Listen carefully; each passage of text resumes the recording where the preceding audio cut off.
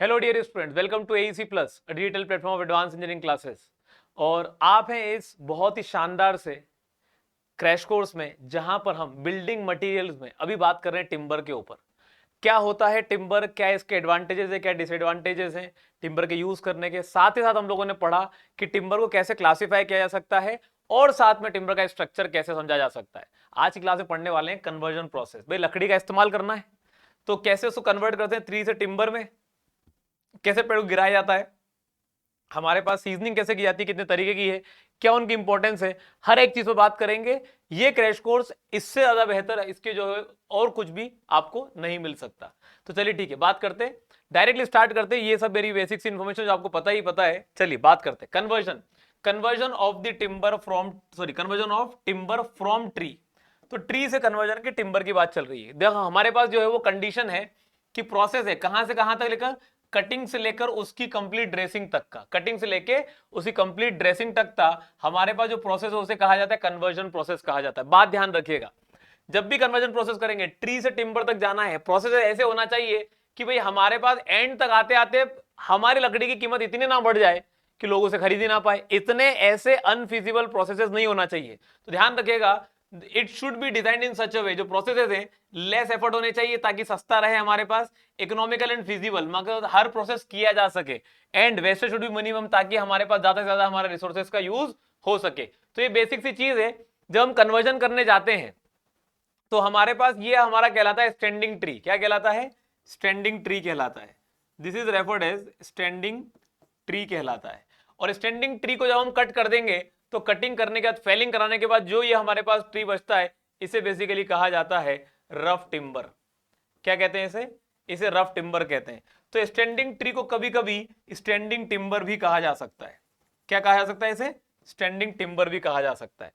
यही हमारा जो रफ टिम्बर होता है, यही जो हमारा रफ टिम्बर होता है, इसी की जब सीजनिंग कर देंगे तो सीजनिंग करने का जिसमें जो मॉइस्चर निकल जाएगा तो फिर हमारे पास ये बनेगा हमारा सीजन टिम्बर। क्या बनेगा? सीजन टिम्बर बनेगा। तो कभी कभी ये बेसिक सी चीजें पूछ लेते हैं कि ट्री को जब आपने स्टैंडिंग कंडीशन में देखा तो उसे स्टैंडिंग टिम्बर कहते हैं। जब कट करके उसे जस्ट उसको काटने के बाद उसमें से निकलने वाली सारी ब्रांचेस हटा दी तो वो कहलाएगा रफ टिम्बर। अगर आपने रफ टिम्बर को फर्दर सीजनिंग कराया तो वो कहलाएगा सीजन टिम्बर। ध्यान रखिएगा, रफ टिम्बर में अगर मॉइस्चर ज्यादा होता है, अगर 50% by the weight of the timber से ज्यादा होता है तो उसे ग्रीन टिम्बर कहा जाता है। बेसिक सी बातें ध्यान रखिएगा। Coming on to the very first part, ये पेड़ को गिराया कैसे गया, कैसे गिरा रहे हैं? तो फेलिंग मतलब हमारे पास कटिंग डाउन की बात चल रही है। किसकी बात चल रही है? Cutting down. पेड़ को कट कर रहे हैं तो वही हमारे पास जो है वो कटिंग डाउन प्रोसेस जो है वो हमारे पास क्या कहलाता है? फेलिंग ऑफ ट्री कहलाता है। ये बात हमेशा ध्यान रखना आता है। कटिंग का direction, location and direction of cutting important है। Location and direction of cutting important है, क्योंकि उसी के से पता चलेगा ट्री किस तरफ गिरने वाला है, ट्री किस तरफ गिरने वाला है। लेकिन किस पेड़ में कब कट लगाना है ये बहुत इंपॉर्टेंट होता है। तो कंडीशन है जानना कि हमारे पास cutting of the tree should always be done at the right edge for complete benefit. तो राइट एज का मतलब क्या होता है, ये बात ध्यान रखिएगा आप लोग कि जब हमारे पास ट्री की एज हो, ठीक है, ट्री की एज हो नियर अबाउट 50 से 100 के बीच में, तो ये हमारी पे कहलाती है राइट एज। क्या कहलाती है ये? राइट एज कहलाती है। इसके बीच में होगा तो ट्रिम्बर जो है वो हमारे पास मेच्योर कंडीशन में मिल रहा होगा हमें। अगर 50 से कम हुई, अगर हमारी एज 50 से कम हुई, अगर एज 50 से कम होती है, if age is below 50 years, तो इसे अंडर एज कहा जाता है, इसे अंडर एज कहा जाता है। और अगर एज 50 से ऊपर हो, 100 से ऊपर हो जाती है तो इसे ओवर एज कहा जाएगा। अब बात ये आती है, ओवर एज ट्री में ब्रिटल वुड ज्यादा मिलेगा, सड़ा हुआ वुड ज्यादा मिलेगा, खोखला पेड़ ज्यादा मिलेगा, उसकी स्ट्रेंथ अच्छी नहीं मिलेगी। अंडर एज में हमारे पास गीला पेड़ ज्यादा मिलेगा, मॉइस्ट ज्यादा मिलेगा, फ्लेक्सिबिलिटी ज्यादा मिलेगी, स्टिफनेस कम मिलेगी, स्ट्रेंथ कम मिलेगी। इसलिए इनको प्रेफर नहीं किया जाता, इसलिए इनको प्रेफर नहीं किया जाता। प्रेफर किसको करेंगे? ये वाले एज वाले को। अगर हम बात करें based on condition, based on climatic condition, based on climatic condition, तो पिछली क्लास में पढ़ा था कि जो हमारे डेसिडुअस ट्री होते हैं, कौन से ट्री होते हैं? डेसिडुअस ट्री होते हैं। तो डेसिडुअस ट्री की कटिंग कब की जाए? तब की जाए जब उनके अंदर मॉइस्चर का मूवमेंट सबसे कम हो। तो तो इनकी बात ध्यान रखिएगा, जब हमारे पास मॉइस्चर का मूवमेंट कम हो तब इनकी कटिंग की जाती है। मॉइस्चर मूवमेंट इज लीस्ट, ये हमारे डेसिडस ट्री के लिए खासियत है। लेकिन अगर सोचा जाए कि क्लाइमेटिक कंडीशन के बेसिस पे, बेस्ड ऑन क्लाइमेटिक कंडीशन पेड़ को कब काटा जाएगा, तो ये बात ध्यान रखिएगा आप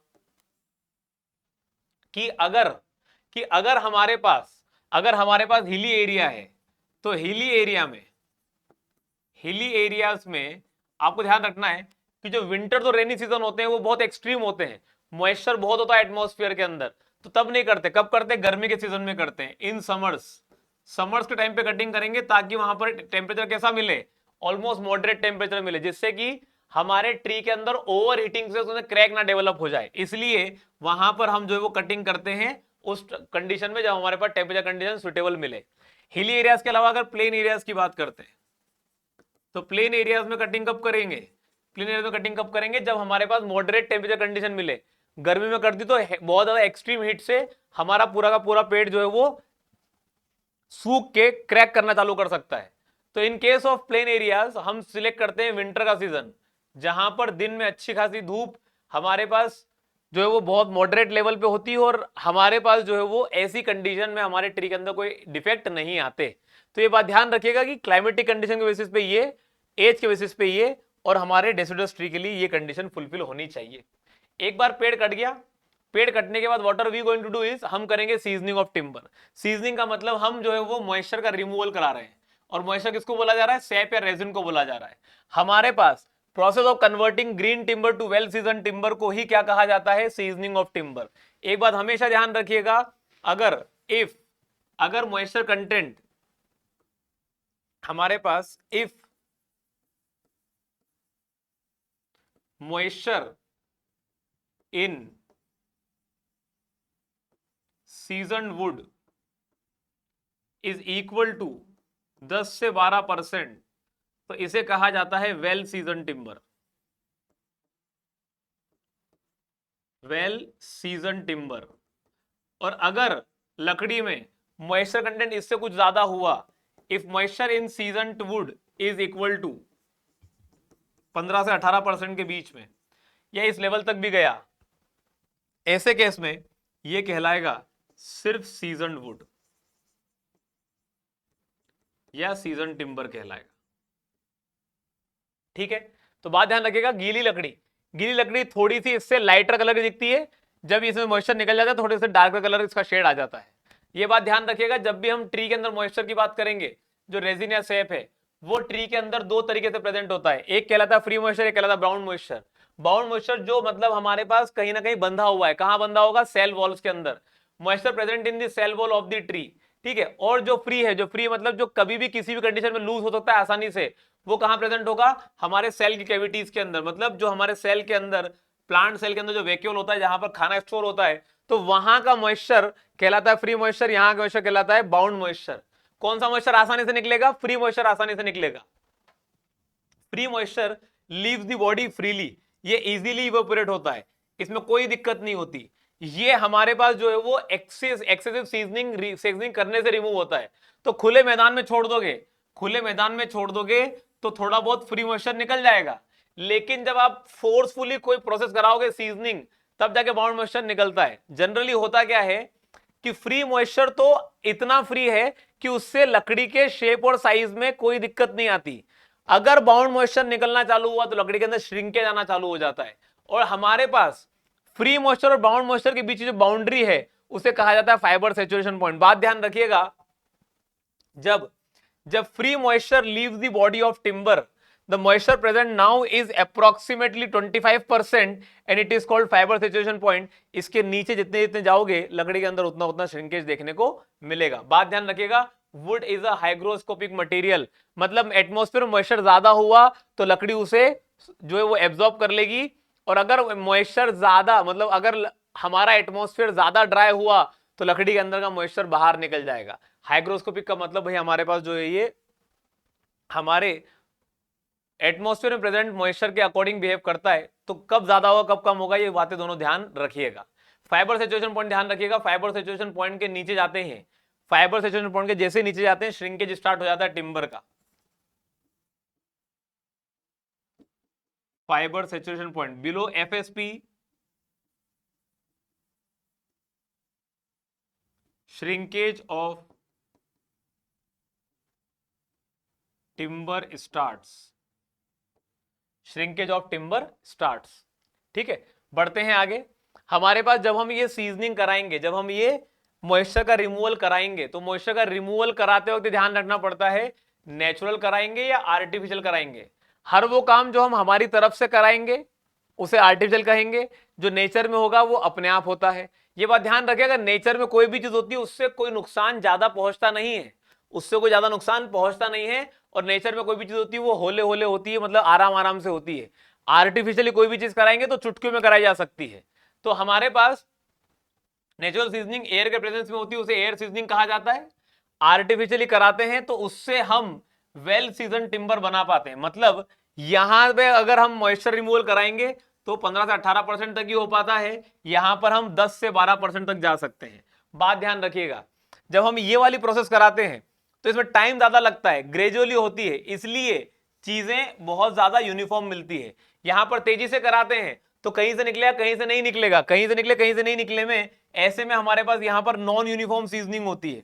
और नॉन यूनिफॉर्म सीजनिंग होगी तो उसमें कई तरह के डिफेक्ट्स भी आएंगे, उसमें कई तरह के डिफेक्ट्स भी आएंगे। तो जो हमारे पास हमारी जो सीजनिंग की मेथड्स हैं, इनमें से अगर देखें, due to the natural effect it is also referred as uncontrolled seasoning. अपने आप होती है, हमारा कंट्रोल नहीं होता। यहां पर सब कुछ हमारे हाथ में है तो कंट्रोल कर सकते हैं, लेकिन इससे हमारी टिम्बर की स्ट्रेंथ में कोई इफेक्ट नहीं पड़ता। यहां पर हमारी टिम्बर की स्ट्रेंथ जो है वो थोड़ी सी इफेक्ट हो जाती है, लेकिन ज्यादा नहीं होती। ये जो हमारे पास तरीका है नेचुरल सीजनिंग, इसमें लगभग 15 से 18% का मॉइस्चर रहता है, जिसकी वजह से लकड़ी के अंदर मॉइस्चर की वजह से फंगस के अटैक करने के चांसेस रहते हैं। तो this is more prone to get attack by the moisture की वजह से, फंगस की वजह से। और यहां पर फंगस का अटैक नहीं होगा क्योंकि आपने वेल सीजनिंग करा दी है। थोड़ी सी सस्ती प्रोसेस है, यहां पर पैसा लगता है। तो जितनी भी आर्टिफिशियल सीजनिंग है वो सारी की सारी कौन सी बनेगी, ध्यान रखिएगा, बुकों में गलत लिखा हुआ है। वाटर सीजनिंग भी आर्टिफिशियल तरीका ही है। ठीक है, तो water seasoning, boiling, chemical seasoning, electrical, solar, microwave, कील, ये सब क्या है, आर्टिफिशियल सीजनिंग के मेथड्स हैं। अगर देखा जाए इन्हीं के अंदर सीजनिंग कराते हैं तो कराते क्यों हैं, सीजनिंग कराने से क्या फायदा मिलेगा? सीजनिंग कराने से फायदा मिलता है कि मॉइस्चर कम हो जाएगा, मॉइस्चर कम हो जाएगा तो वेट कम हो जाएगा, वेट कम होगा तो ट्रांसपोर्टेशन कॉस्ट कम हो जाएगी। इसकी वजह से, वेट कम हो जाने की वजह से हमारे पास लकड़ी के अंदर मॉइस्चर निकलने में डेंसनेस ज्यादा आ जाती है। ज्यादा डेंसनेस आएगी तो हमारे पास स्ट्रेंथ अच्छी आ जाएगी, स्ट्रेंथ अच्छी आ जाएगी, फायर रेजिस्टेंस बढ़ जाएगा। ये कुछ फायदे मिल जाते हैं। लकड़ी सूख जाएगी तो एडहेसिवनेस प्रॉपर्टी बढ़ जाएगी। भाई कल को ग्लू लगाएंगे उसके ऊपर तो ग्लू लंबे समय तक चिपकने की टेंडेंसी रख पाएगा। ये हमारे फायदे मिल जाते हैं। लकड़ी को अगर जलाने के रूप में लेना है, फ्यूल के रूप में यूज करना है, तो कैलोरीफिक वैल्यू अच्छी मिल जाती है सूखी लकड़ी की। ये कुछ बेनिफिट्स है हमारे पास। गीली लकड़ी ज्यादा लंबी चलती नहीं है, prone to the attack of fungus, लेकिन सूखी लकड़ी ज्यादा लंबी चल जाती है। तो ये कुछ फायदे हैं सीजनिंग कराने के। स्ट्रेंथ इंप्रूव हो जाती है, ध्यान रखिएगा, डेंसनेस बढ़ जाती है, ड्यूरेबिलिटी बढ़ जाती है। ठीक है, वेट इसका जो है वो रिड्यूस हो जाता है, ट्रांसपोर्टेशन कॉस्ट बढ़ जाती है, सॉरी कम हो जाती है, कैलोरीफिक वैल्यू बढ़ जाती है इसकी। Efficiency of treatment process also get increase, और एप्लीकेशन ऑफ ग्लू या एडहेसिव भी हमारे लिए जो है वो आसान हो जाता है, लंबा चल जाता है। Chances of shrinkage, warping, twisting also get reduce, ये बहुत इंपॉर्टेंट है, ध्यान रखिएगा। एग्जाम में सवाल पूछेगा कि भाई किस लिए की जाती है, ये वाला पॉइंट बहुत इंपॉर्टेंट है। श्रिंकेज, वार्पिंग और ट्विस्टिंग कम होने के चांसेस हो जाते हैं। क्लियर है बात यहां तक? चलिए ठीक है, बढ़ते हैं आगे। Coming on to the next point, seasoning के बेसिस पे लकड़ी को 3 अलग अलग कैटेगरी में बांटा गया है। एक कहलाती है हाई रिफ्रैक्टरी, एक कहलाती है मीडियम रिफ्रैक्टरी, एक कहलाती है नॉन रिफ्रैक्टरी, मीडियम या मॉडरेटली रिफ्रैक्टरी, कुछ भी कहा जा सकता है। तो बात ध्यान रखिएगा, हाई रिफ्रैक्टरी का मतलब होता है ऐसी लकड़ी जो हमारे पास जब उसको हम ड्राई करा रहे हैं, हीटिंग प्रोसेस से ड्राई करा रहे हैं, तो उसके तुरंत आग पकड़ने के चांसेस रहते हैं। तुरंत आग पकड़ लेगी तो खेल खत्म हो जाएगा, इसलिए उसको बहुत सावधानी से करना पड़ता है, और उसी में उतने ज्यादा डैमेज होने के चांसेस होते हैं। Catches fire easily, more liable to twist और डैमेज ड्यूरिंग सीजनिंग।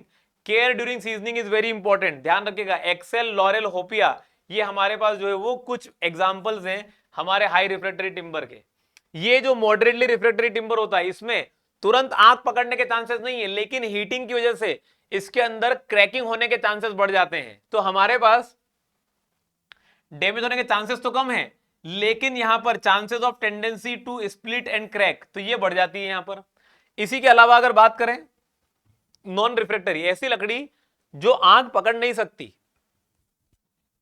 सॉरी आग तो पकड़ सकती है, मतलब इतनी जल्दी जब हम ड्राइंग करा रहे हैं, सीजनिंग करा रहे हैं, उस टाइम पर इसमें हमारे सीजनिंग की वजह से होने वाले ड्राइंग के इंपैक्ट का बहुत ज्यादा असर नहीं पड़ेगा। थोड़ा भी टेम्परेचर राइज किया तो भी इस पर कोई फर्क नहीं पड़ता, और नहीं पड़ता तो फिर इसके डैमेज होने के चांसेस कम। खुले एटमॉस्फेयर में आराम से अनकंट्रोल सीजनिंग चलने दो, कोई फर्क नहीं पड़ता, कोई क्रैकिंग नहीं आएगी, कुछ भी नहीं आएगा। हमारे पास does not catches fire easily, can be rapidly season even in the open atmosphere, जैसे कि हमारे पास एग्जांपल के तौर पर देवदार, सैम्यूल, ये हमारे पास कुछ बेसिक एग्जांपल्स हैं। नाम ध्यान रखिएगा और कंडीशन ध्यान रखिएगा, कौन कौन सी लकड़ी कैसी कैसी कंडीशन में हमारे लिए यूजफुल रहती है। ठीक है, बढ़ते हैं आगे। Coming on to the next part that we have air seasoning. खुले एटमॉस्फेयर में करेंगे, टाइम लग जाता है कितना, 6 महीने से 1 साल। ठीक है, तो 6 मंथ टू 1 ईयर तक का टाइम लग जाता है, लेकिन प्रोसेस बहुत अच्छी है, ज्यादा डिफेक्ट नहीं आते लकड़ी के अंदर। अगर बात करें तो क्या पूछेगा यहां से, आपसे पूछेगा कि आप लकड़ी को खुले एटमॉस्फेयर में कैसे रखते हो, क्या ऊपर से रूफ देना पड़ता है? बिल्कुल, ताकि पानी ना गिरे। क्या पूछ सकता है कि आपके दो प्लेटफॉर्म के बीच में क्या स्पेसर्स प्रोवाइड करने पड़ते हैं, या सारी लकड़ी एक साथ डाल दो, स्पेसिंग देनी पड़ती है? क्या इसे क्लोज चैम्बर में हम सीजनिंग करा सकते हैं? नहीं, खुले वातावरण में रखना पड़ेगा, एयर का फ्री सर्कुलेशन रखना पड़ेगा। इसलिए स्टेकिंग ऐसे की जाती है कि एक लकड़ी ऐसे, एक लकड़ी ऐसे, एक लकड़ी ऐसे, एक लकड़ी ऐसे, स्टेकिंग ऐसे की जाएगी। ध्यान रखना, पूछेगा सवाल कि आपका जो लकड़ी का स्टैक है वो जमीन पे रखना है कि किसी प्लेटफॉर्म पे रखना है। प्लेटफॉर्म पे रखना है तो प्लेटफॉर्म की हाइट पता होनी चाहिए। पूछेगा सवाल कि आप जो है वो इसे स्टैकिंग जो है वो कितनी लंबाई में कर सकते हैं, तो ध्यान रखिएगा 1.5 मीटर में। और कितनी हाइट तक कर सकते हैं, ध्यान रखिएगा 3 मीटर तक की हाइट में। ठीक है, this data has to be remembered. Air seasoning जो है वो नेचुरल सीजनिंग है। Coming on to the next one that we have is the हमारा वाटर सीजनिंग। वाटर सीजनिंग में पूछता है कि जो लॉग ऑफ वुड होता है आपके पास, उस लॉग ऑफ वुड में आप रिवर के डायरेक्शन में, आप रिवर के फ्लो के डायरेक्शन में जो अप स्ट्रीम डायरेक्शन होता है और जो डाउन स्ट्रीम डायरेक्शन होता है, आप लकड़ी को कैसे रखते हो? तो लकड़ी का जो लार्जर डायमीटर है वो हमारा अप स्ट्रीम डायरेक्शन में होता है, smaller diameter down stream direction में होता है। पानी का इंपैक्ट इसके ऊपर पड़ता है तो सारा का सारा मॉइस्चर इसमें से यहां से बाहर निकलना चालू हो जाता है, इसके अंदर आ जाता है पानी। तो हम जो है वो वाटर सीजनिंग कब तक करते हैं? 1 से 2 हफ्ते के लिए वाटर सीजनिंग करते हैं, पानी में पटक रखते हैं, फिर वहां से निकाल कर हम जो है वो उसे 3 से 4 महीने के लिए हम जो है वो ओपन एटमॉस्फेयर में रख देते हैं, ताकि जो सेप था वो तो पहले निकल गया, लेकिन इसके अंदर जो वाटर आ गया, उस वाटर को निकलने में ज्यादा समय नहीं लगता। तो ऐसे में हमारे पास tapered log of wood is immersed in running water near brink of the water. लेकिन लकड़ी को पानी में रखने फिर बाहर रखने से, कई बार नोटिस भी किया होगा, कोई लकड़ी बाहर पड़ी, छत पे पड़ी, कहीं पड़ी है, लगातार पानी पड़ रहा है और हमारे पास ड्राई हो रही, पानी पड़ रहा, ड्राई हो रही, ऐसे में लकड़ी जो है वो हमारे पास ब्रिटल हो जाती है, जैसे पैर रखोगे तुरंत चटक जाती है। ये हमारे सबसे बड़ी ड्रॉबैक है। ध्यान रखना, एग्जाम में सवाल पूछेगा वाटर सीजनिंग के हमारे ड्रॉबैक क्या है। लकड़ी की स्ट्रेंथ पे इफेक्ट पड़ता है और लकड़ी को ब्रिटल बना देता है। क्या करता है? लकड़ी से फर्क पड़ता है और लकड़ी को ब्रिटल बना देता है। तो ये बात सबसे इंपॉर्टेंट है ध्यान रखने वाली वाटर सीजनिंग की। Another one is boiling. Boiling का पर्पस क्या है? बॉइलिंग का पर्पस सिर्फ इतना सा है, आप इवेपोरेशन रेट बढ़ा पाते हो। क्या बढ़ा पाते हो? इवेपोरेशन रेट बढ़ा पाते हो आपके सैप के रिमूवल का। तो इवेपोरेशन रेट बढ़ाने के लिए आपने जो है वो क्या कर दिया, आपने जो है वो पहले बॉइलिंग करा दी, बॉइलिंग कराई कुछ घंटों के लिए, फिर उसके बाद इसे उतने ही हफ्तों के लिए जो है वो बाहर छोड़ दिया।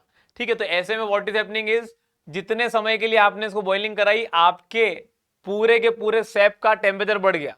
टेम्परेचर बढ़ने के बाद अब ये जो है इवेपोरेशन रेट बढ़ जाता है, तो तेजी से निकलता है सैप। जब सैप तेजी से निकलता है तो कहीं का निकलता है, कहीं का नहीं निकलता, कहीं का निकलता है, कहीं का नहीं निकलता। नॉन यूनिफॉर्म सीजनिंग होती है। तो नॉन यूनिफॉर्म सीजनिंग होने से non uniform removal of SAP which will lead to chances of warping and twisting. Shrinkage नहीं होता क्योंकि एक्सेस अमाउंट ऑफ मॉइस्चर नहीं निकलता इसमें, बस निकलता है तो नॉन यूनिफॉर्म निकलता है। लकड़ी के कोने कोने से ज्यादा निकल जाएगा, अंदर से नहीं निकलेगा, तो वार्पिंग और ट्विस्टिंग होने के चांसेस बढ़ जाते हैं। बात ध्यान रखिएगा, इसी की वजह से इलास्टिसिटी और स्ट्रेंथ लकड़ी की अफेक्ट हो जाती है। एग्जाम में यही सवाल पूछते हैं, यही आपको ध्यान रहना चाहिए। जो बॉइलिंग कैसे करते हैं, कितने महीने के लिए करते हैं, वो इंपॉर्टेंट नहीं है, इंपॉर्टेंट क्या है, ये कंडीशन। अगली बात करते हैं, another method that we have, electrical seasoning. लकड़ी है, लकड़ी को अल्टरनेटिंग करंट पास कराएंगे, तो wood is basically bad conductor of electricity, heat generate करना चालू करेगी, हीट जनरेट करना चालू करेगी, पूरी लकड़ी गर्म हो जाएगी, पूरी लकड़ी गर्म हो जाएगी। तो लकड़ी के गर्म होने की वजह से हमारे पास increase the evaporation rate of the moisture, which will increase the evaporation rate of the moisture. Heat energy जो डेवलप होती है वो होती है रेजिस्टेंस के स्क्वायर के हमारे और करंट के डायरेक्टली प्रोपोर्शनल। तो इसकी वजह से, हीट डेवलप होने की वजह से तेजी से मॉइस्चर निकलना चालू होता है। कभी कभी ये हीट एक लिमिट से ज्यादा भी डेवलप हो सकती है, तो लकड़ी के अंदर श्रिंकेज आने के भी चांसेस होते हैं। तो वार्पिंग, ट्विस्टिंग और श्रिंकेज तीनों चीजें बढ़ जाती है। यहाँ पर शेप में चेंज आना, वार्पिंग और ट्विस्टिंग, और मॉइस्चर कमी से सिकुड़ जाना कहलाता है श्रिंकेज। तो ये तीनों चीजें हो सकती है। पहले वाले में ध्यान रखिएगा, वाटर सीजनिंग में सिर्फ लकड़ी में हमारी जो है वो वीकनेस आएगी, मतलब स्ट्रेंथ घटेगी और ब्रिटलनेस आ जाएगी। यहां पर वार्पिंग और ट्विस्टिंग होती है, यहां पर वार्पिंग, ट्विस्टिंग, श्रिंकेज तीनों होते हैं। और यहीं पर केमिकल सीजनिंग बात करते हैं, तो केमिकल सीजनिंग में केमिकल लकड़ी के अंदर तक पेनिट्रेट करता है और उसकी वजह से मॉइस्चर का रिमूवल जो है वो बहुत यूनिफॉर्म होता है। तो यूनिफॉर्म रिमूवल ऑफ सैप होगा हमारे पास इन अलग अलग तरह के केमिकल को पानी में, या सॉरी, इन अलग अलग तरह के केमिकल में लकड़ी को डालने से, और इसकी वजह से लेस चांस बनते हैं किसके, श्रिंकेज, वार्पिंग और ट्विस्टिंग। क्यों? क्योंकि यूनिफॉर्म रिमूवल हो रहा है सैप का। सेकंड बेस्ट मेथड है हमारे पास, second best method after the kiln seasoning. अभी पढ़ेंगे किल्न सीजनिंग क्या होता है। Max durable, max timber more durable, लकड़ी जो है वो ज्यादा लंबी चल पाती है इसकी वजह से। चलिए अगली बात करते हैं किल सीजनिंग। भट्टी में लकड़ी को रखकर हम हीट प्रदान करेंगे और उसकी वजह से हमारे लकड़ी में जो है वो हमारा सीजनिंग प्रोसेस होगा। तो hot air is passed and humidity is maintain at variation. क्या मतलब होता है इसका, इसको भी समझेंगे। तो ये जो हमारी मेथड है कमर्शियल पर्पस के लिए बहुत ज्यादा इस्तेमाल होती है, क्योंकि इसके लिए बहुत ज्यादा बड़ा सेटअप चाहिए होता है और उसने ही अच्छी क्वालिटी की वुड भी यहां से निकल पाती है। हमारे पास यहां पर बात करते हैं कि हम इनिशियली क्या मेंटेन करेंगे। हम इनिशियली जो है लकड़ी के अंदर मेंटेन कराएंगे हम मॉइस्चर और टेम्परेचर की कंडीशन। तो हम जो है इनिशियली और फाइनली की बात करते हैं। तो शुरुआती दौर में हमें लकड़ी का टेम्परेचर ज्यादा राइज नहीं करना है, लेकिन मॉइस्चर 100% देना है। मॉइस्चर क्या करना है, 100% देना है, और टेम्परेचर को राइज कराना है 30 से 35 डिग्री तक। ऐसे करने पर क्या होगा, आपका मॉइस्चर आपके पूरे चैम्बर के अंदर आता चला जाएगा और गर्म होने की वजह से लकड़ी के अंदर अंदर तक पेनिट्रेट करना चालू करेगा। अंदर का सैप बाहर निकलना चालू होगा, हमारा मॉइस्चर अंदर जाना चालू करेगा। ऐसे में पूरा सैप बाहर निकल चुका होगा और अंदर जा चुका होगा हमारा मॉइस्चर जो हमने स्टीम के दौरान दिया है। फिर जब ये समय कुछ समय तक हो जाएगा ये काम, फिर आप अंदर मॉइस्चर देना कम कर दोगे, ह्यूमिडिटी खत्म कर दोगे चैम्बर के अंदर की, और टेम्परेचर को राइज करा दोगे at a temperature of approximately 50 degree Celsius. तो अंदर से अब हीटिंग और होगी, तो अंदर जो मॉइस्चर जा चुका था अब वो भी हमारे पास हीटिंग की वजह से बाहर निकलना चालू होगा। जैसे बाहर निकलेगा, अंदर लगे रहते हैं फैंस, क्या लगे रहते हैं अंदर, फैन, तो ये मॉइस्चर को बाहर निकाल लेते हैं। तो इस तरीके से हमारे पास कंपार्टमेंट किल्न और प्रोग्रेसिव किल्न दोनों तरीके से हमारी भट्टियों में हम सीजनिंग करा पाते हैं by a very efficient way. तो दोनों में से ज्यादा हमारे लिए कौन हो जाती है, हमारी प्रोग्रेसिव किल्न।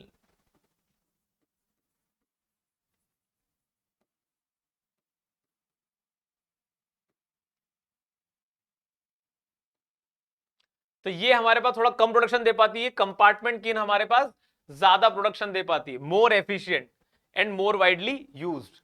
चलिए अगली बात करते हैं, the another method that we have is, क्या कर रहे हैं हम, सन से निकलने वाली, जो सन से आने वाली रेज है, उन सनरेज को हम जो है वो यहां पर ट्रैप कर लेते हैं। क्या कर लेते हैं, ब्लैक एंड सोलर एब्जॉर्बर लगा हुआ है, ट्रैप कर लेते हैं। तो ट्रैप कर लेते तो यहां पर पूरा हीटिंग इफेक्ट जनरेट हो जाता है। लेकिन ये पूरा अरेंजमेंट करना और इसे बेहतर तरीके से एग्जीक्यूट करा पाना थोड़ा खर्चा महंगा हो जाता है, ठीक है। तो हमारे पास कॉस्टली प्रोसेस बनती है, हम ट्रैप्ड सोलर एनर्जी से कर पाते हैं इसे, लेकिन कब करते हैं, but use for seasoning valuable furniture woods. Valuable furniture woods के केस में ही हम इसका इस्तेमाल करते हैं, otherwise we do not use it for any other purposes, थोड़ी महंगी पड़ जाती है हमारे पास। Another method that we have is the process that we have is the microwave seasoning. तो माइक्रोवेव सीजनिंग के अंदर भाई हम माइक्रोवेव्स का इस्तेमाल करते हैं, माइक्रोवेव रेडिएशन का इस्तेमाल करते हैं, जिससे लकड़ी में हीटिंग होती है टू दी कोर। कहां तक? अप टू दी कोर, अंदर अंदर तक, ताकि हमारे पास यूनिफॉर्म रिमूवल और सैप का हो। लेकिन बहुत ज्यादा महंगी प्रोसेस है, सिर्फ किसके लिए यूज करेंगे? हमारे पास फॉर फर्नीचर वुड्स और प्लाईबोर्ड्स के लिए। ठीक है, आ गई बात समझ में? थोड़ी महंगी मेथड है। किल मेथड सबसे बेस्ट निकल कर आती है, मोस्ट वाइडली यूज मेथड है हमारे पास हमारी किल मेथड। आ गई बात समझ में? आई होप यहां तक का पॉइंट क्लियर हुआ होगा आपको। चलिए तो बढ़ते हैं आगे। हमारे पास कुछ इंपॉर्टेंट पॉइंट है ध्यान रखने के लिए। लकड़ी जो है वो हमारे पास होमोजीनियस नहीं होती है, हेट्रोजीनियस होती है। क्यों? क्योंकि हमको पता है क्या क्या होता है इसके अंदर, लिग्निन होता है और सेल्यूलोज होता है। दो चीजें होती जो हमने लास्ट क्लास में पढ़ी थी। This is anisotropic material. क्या मतलब होता है एनिसोट्रोपिक मटेरियल का? अलग अलग डायरेक्शन में अलग अलग प्रॉपर्टी वाले मटेरियल को एनिसोट्रोपिक कहते हैं। सेम उसी तरह जब हम लकड़ी पे क्या कराएंगे, लकड़ी पे जब हम कराएंगे हमारा सीजनिंग, तो श्रिंक होने के चांसेस हैं। और एनिसोट्रोपिक मटेरियल है तो श्रिंकेज अलग अलग डायरेक्शन में अलग अलग होगा। ये माना जाता है कि सर्कमफ्रेंशियल श्रिंकेज, सर्कमफ्रेंशियल कह दो या टेंजेंशियल टू एनुअल रिंग कह दो, इसे कहा जाता है और टेंजेंशियल टू एनुअल रिंग और टेंजेंशियल टू एनुअल रिंग। तो सबसे ज्यादा इसी डायरेक्शन में देखने को मिलता है, सबसे ज्यादा टेंजेंशियल टू एनुअल रिंग के डायरेक्शन में देखने को मिलता है, फिर रेडियल डायरेक्शन में और फिर लॉन्गिट्यूडिनल डायरेक्शन में। तो अगर ये पीस ऑफ वुड है तो ये हो गया हमारा लॉन्गिट्यूडिनल, ये हो गया हमारे पास रेडियल, और ये जो डायरेक्शन है ये वाला, इसे कहते हैं सर्कमफ्रेंशियल।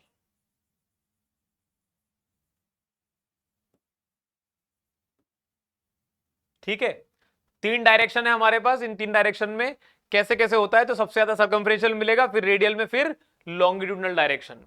क्लियर है बात यहां तक?